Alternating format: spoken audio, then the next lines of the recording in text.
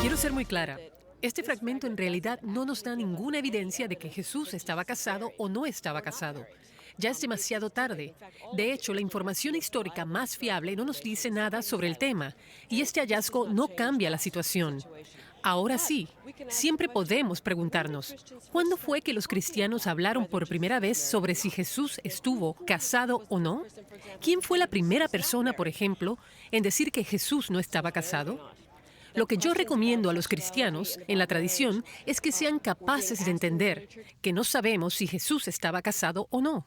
Esas preguntas sobre la sexualidad y el matrimonio ya fueron hechas desde la creación de la Iglesia y todavía las estamos formulando. Es interesante esto que acabamos de ver de la teóloga King. Tenemos aquí a Froilán Domínguez, ex sacerdote católico y un profundo estudioso de las Sagradas Escrituras. Froilán Domínguez, muchas gracias y por venir en un día tan significativo hoy, Viernes Santo, donde se recuerda la vida, pasión y muerte de nuestro Señor Jesucristo. Aparece esta noticia que fue escrita por estos estudiosos, dicen que fue escrito este papiro entre los años 659 y 859. Pero la primera pregunta tiene que ser, ¿en qué medida afecta esto la fe cristiana? El que cree en Cristo y punto. Estuviese casado o no, ¿qué importancia tiene esto?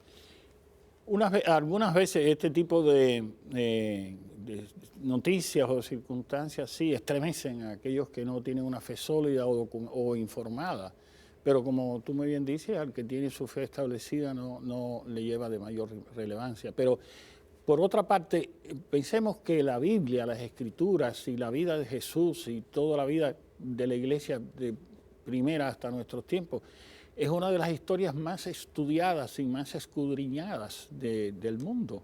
Hay tantos artículos sobre el pasado, sobre la vida de Jesús, sobre tantas interpretaciones de la Biblia. Este es un fragmento de un documento copto, que son los cristianos de Egipto, básicamente, que se asentaron ahí, pero realmente esas primeras escrituras que fueron quizás escritas en arameo y después traducidas al griego, y ahí vienen las interpretaciones diferentes, como decía un gran teólogo amigo nuestro, que dice, bueno, eso lo dice, ¿cuál Biblia? O sea, ¿cuál es la traducción? Y ahí vamos en una serie de telarañas de investigaciones y de escudriñar. Ahora bien, esto plantea, entre otras cosas, el tema del celibato y el tema de los sacerdotes católicos que no pueden contraer nupcias. Pero eso apenas tiene 300 años, porque antes los sacerdotes, los cardenales y hasta los papas llegaron a tener hijos públicamente. ¿No es así? Así mismo es. O sea, una de las cosas que se dice de este documento es que sale en un momento en que se está discutiendo precisamente el celibato y sobre todo la promoción de las mujeres, ¿no?,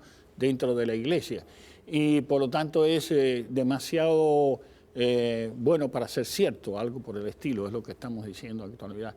Aunque el documento puede tener esa característica de antigüedad, no quiere decir que sea realmente un documento veraz.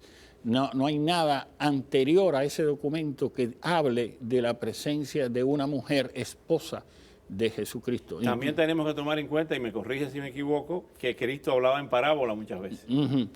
Sí, incluso el documento mismo tiene unas palabras que con un golpe de la pluma puede cambiarse de mujer a esposa.